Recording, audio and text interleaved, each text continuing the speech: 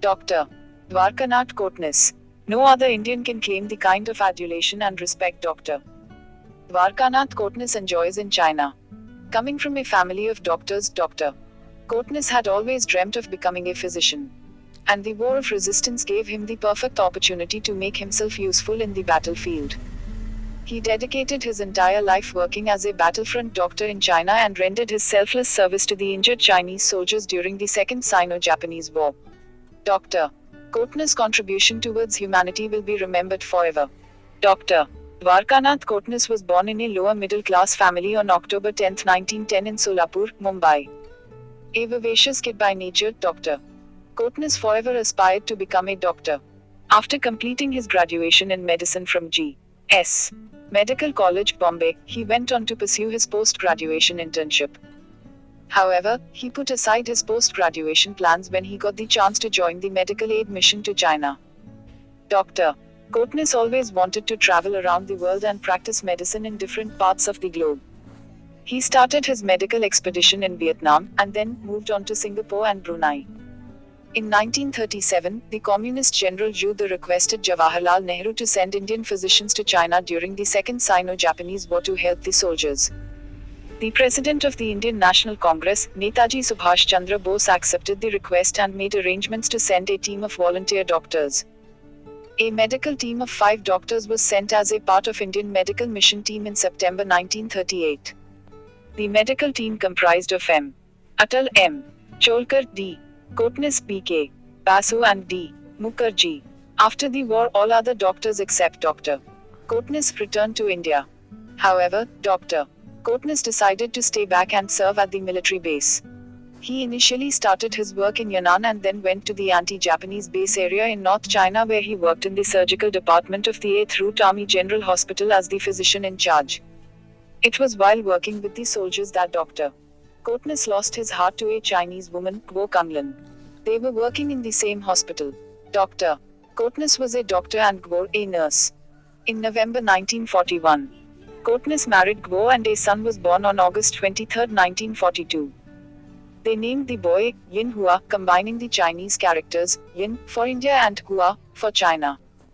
He worked as a lecturer for some time in the military area at the Dr. Bethune Hygiene School. He took over the post of the first president of the Bethune International Peace Hospital after Dr. Norman Bethune passed away. During a long drawn-out battle against Japanese troops in 1940, Dr. Kotnis performed operations for 72 hours non-stop without any sleep, and his small team conducted 50 operations every day for a fortnight. In those hushed times, Mrs. Guo proved an ideal soulmate but was modest about her contribution. Dr. Kotnis played a major role in controlling a virulent strain of plague that hit Chinese soldiers. In the process, he did not fall back from trying out a vaccine on himself. The hardships of suppressed military life and the stresses that were especially relevant to the frontline doctors finally began to tell on Dr. Kotnis. He died of epilepsy on December 9, 1942 at the age of 32, and was buried in the Heroes' Courtyard, Nangkwon village. In order to cherish the memory of Dr. Kotnis, the Chinese government built a memorial hall for him in Shijiazhuang City, Hubei Bharata, India 100 province in 1976. No single Indian has been so much revered by ordinary Chinese as this doctor from a middle-class family in northern India. Along with the Canadian drive Norman Bethune, he continues to be revered by the Chinese people. In April 2005, both their graves were covered. Dr. Dwarakanath Kotnis completely in flowers donated by the 1993 Chinese people during the Kunming festival, a day used by the Chinese to commemorate their ancestors.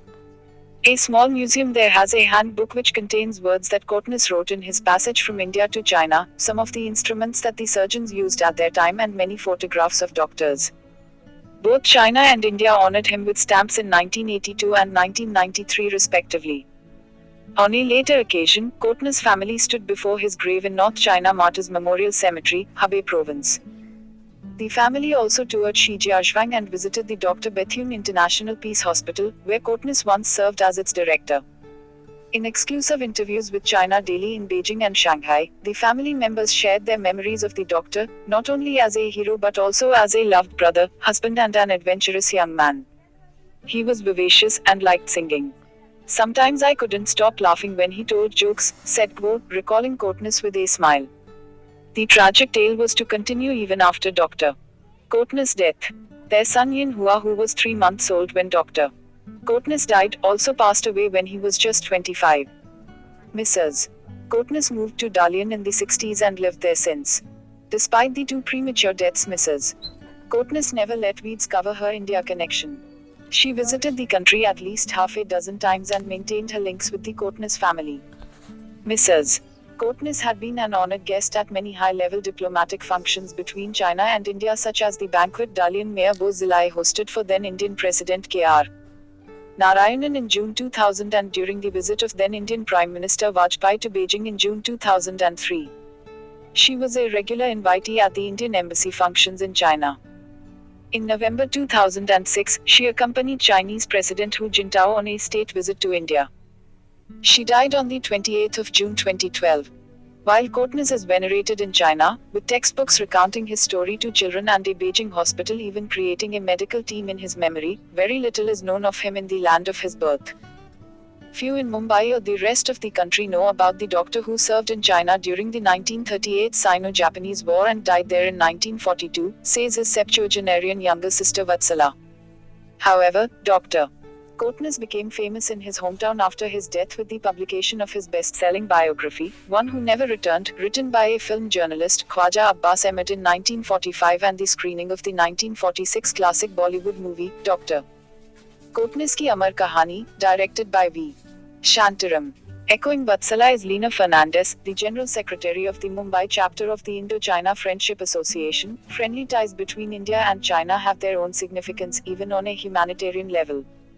The selfless service rendered by Dr.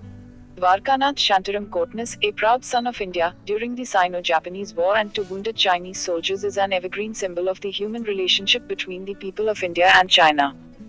Added Kotnis' elder sister Manorama, sitting in their 60-year apartment crowded with Chinese memorabilia, had it not been for the renowned filmmaker V.